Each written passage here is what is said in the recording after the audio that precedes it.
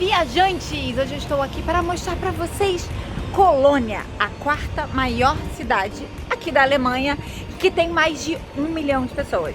Então se você não é inscrito no canal, já se inscreve aqui embaixo. Não se esquece de deixar o seu like, que isso ajuda bastante gente aqui no canal. Que esse vídeo vai começar!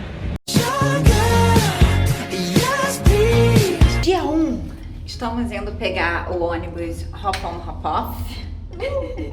Eu gosto sempre de pegar, eu já falei até dicas em outros destinos sobre esse tipo de ônibus. Eu sempre gosto de pegar esse tipo de ônibus porque facilita você se localizar na cidade, saber onde é que fica cada coisa, saber pra onde vai, enfim, você consegue se localizar melhor pra nos próximos dias você conseguir turistar. Então hoje, essa é a programação. Ontem a gente chegou à tarde pra noite, a gente foi pegar os ingressos, enfim, foi comer porque a gente não almoçou. E hoje a gente começa realmente turistando com esse ônibus.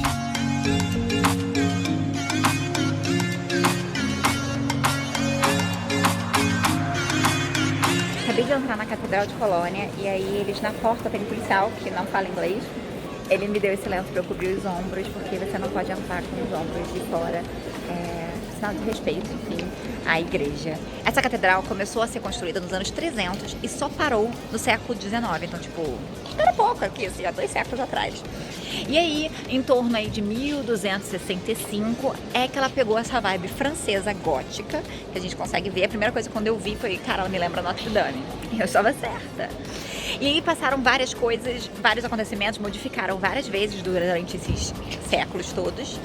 Mas tá linda aqui, como você pode ver. Não se paga para entrar, mas se você quiser as informações em português que eles dão aqui, você paga €1 ali pelo folhetinho que você bota na caixinha da igreja.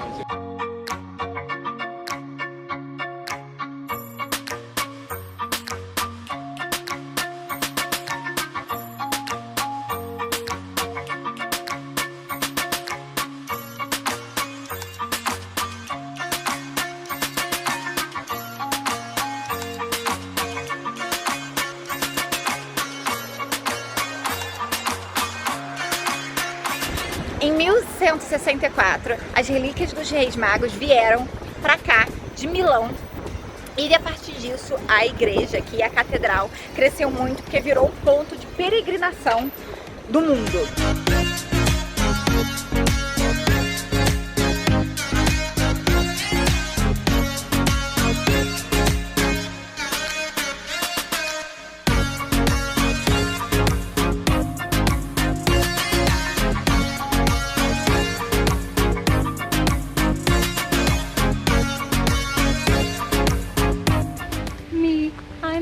I call myself far away to run.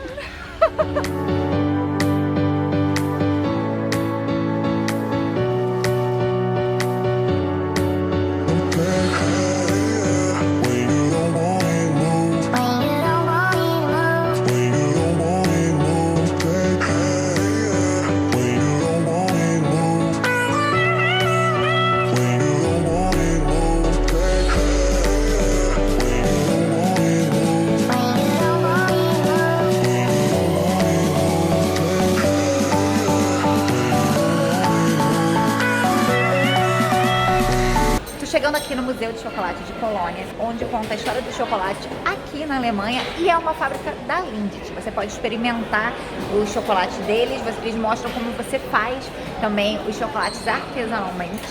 E eu já vi pela lojinha que tem cada coisa incrível. Estou muito curiosa, é uma das atrações principais aqui de Colônia e nem é chocolate, vai ser difícil manter a dieta. Pra quem nunca viu uma árvore de cacau lá na Amazônia, como eu, aí ó, a gente tem cacau, aí olha nosso paizão, todo cheio de cacau.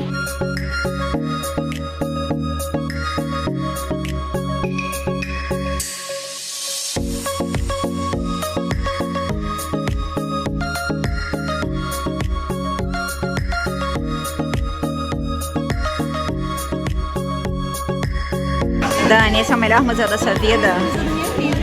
Gente, Vienê, exposição de Dior, que nada, museu de chocolate.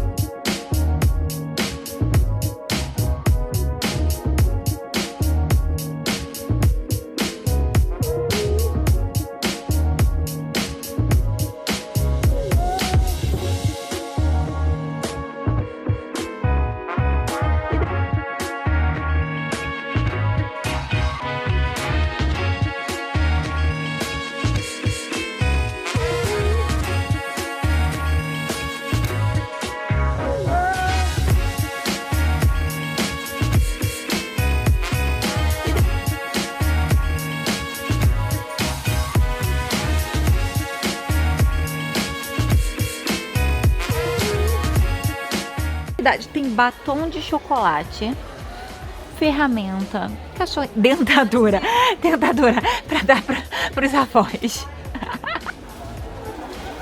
Câmera fotográfica, olha, pros músicos de plantão. Salto alto.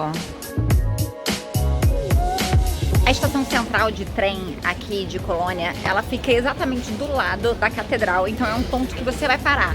Aqui tem banheiro, mas custa €1, mas tá limpinho, e então é bom. A gente não acha banheiro em qualquer lugar. Os restaurantes tem vários que não tem banheiro, então é um lugar, você já sabe que tem. Também tem muitos restaurantes, tem muito café, tem lugares de comida típica, tem lugares de comida saudável, então realmente é um ponto aí que você pode contar.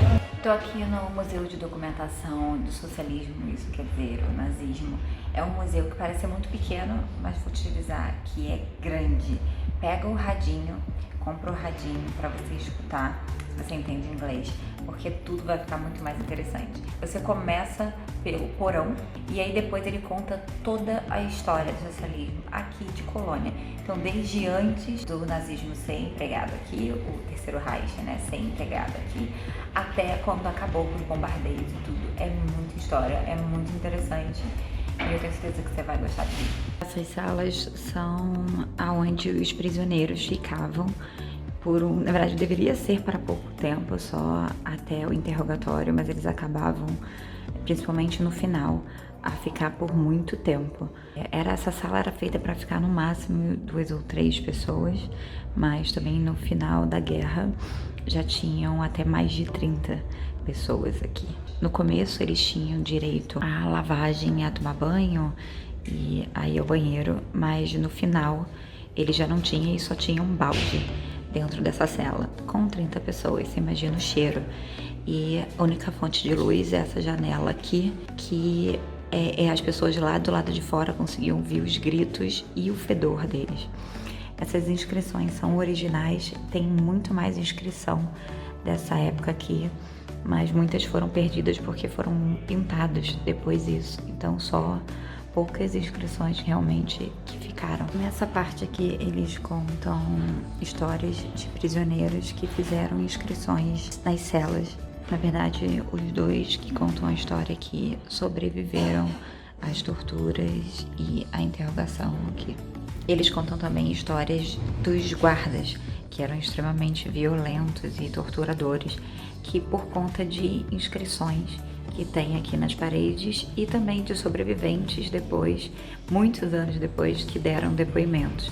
2 desses guardas, que foram os últimos guardas daqui, eles foram identificados, eles deram muitos depoimentos anos depois, mas nunca teve nenhuma punição. E essa é a sala dos guardas. Essa é a área onde tinham as execuções.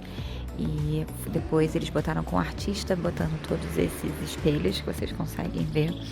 Mas era aqui onde eram executados e foram executadas centenas de pessoas. No final, eles empilhavam os corpos, deixavam num canto até vir o departamento sanitário e levar os corpos. E as pessoas que moravam e que estavam nesses andares aqui de cima, ou enfim, nas casas, conseguiam ver as execuções. Essa sala é a sala onde os policiais e as pessoas que trabalhavam ficavam. Aqui tinha investigações, tinham torturas, enfim, tudo acontecia por aqui. Esse prédio era de uma família, enfim, de um dono, quando ele foi alugado pelo Gestapo. Esse papelão aqui foi de uma pessoa que foi protestar no meio da rua depois de ter visto um filme sobre o Holocausto, e ele soube que vários militares da SS não tinham tido um final como deveria e começou o protesto. Esses aqui foram professores que se trancaram lá embaixo, onde tem as prisões, por uma noite, registraram tudo e também botaram a público. Parece que por décadas foi discutido sobre o que eles iam fazer com isso, até vir a ideia de fazer um memorial e uma sala de documentos sobre o que aconteceu aqui. Em 91 foi inaugurado esse museu. Essa aqui é uma história interessante. É de um alemão que, quando menino, ele lutou na Primeira Guerra e aí ele era empresário E quando começou as histórias dos judeus, deles impedirem os judeus de tudo, até chegar a ser preso, né? Antes teve muita restrição. Ele se revoltou e botou em frente à loja dele esse cartaz dizendo que era contra, que era um absurdo e etc. O que estavam fazendo, que ele tinha lutado na Primeira Guerra e porque agora ser contra os alemães judeus e tudo mais. Ele foi preso mais de uma vez e solto, até que ele foi para os Estados Unidos, morar nos Estados Unidos, virou americano e decidiu entrar no exército americano para lutar na guerra na Europa, a guerra contra os alemães. Um alemão lutando contra a Alemanha porque não achava correto o que eles estavam fazendo.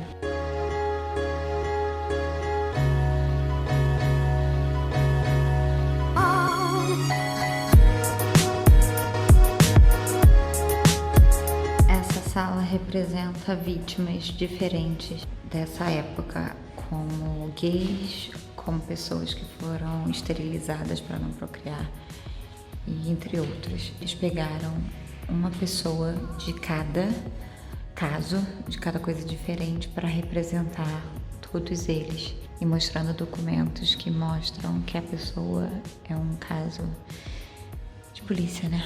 Esse mapa representa as rotas dos judeus, para onde eles iam e depois os que sobreviveram, para onde voltaram.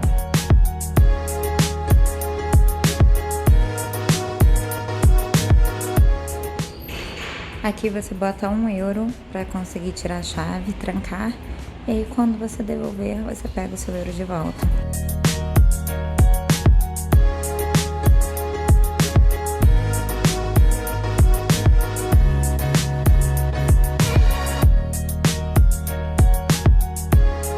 Se você quer vir visitar a colônia, eu recomendo você vir dia de semana, porque fim de semana fica lotadaço, você pega fila absolutamente para tudo. Beleza? Então se você curtiu, curte aqui embaixo, não se esquece de se inscrever aqui no canal. Eu também tô no Facebook e no Instagram como BH Contours e no Twitter como blog de Beijo!